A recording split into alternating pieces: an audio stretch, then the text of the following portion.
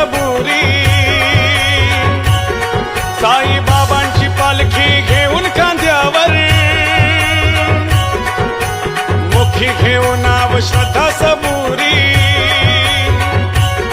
साई तुझे मी दर्शन घ्यायला पायी चालत शिर्डीला येईन बाबा तुझे मी दर्शन घ्यायला पायी चालत शिर्डीला येईन तुझे मी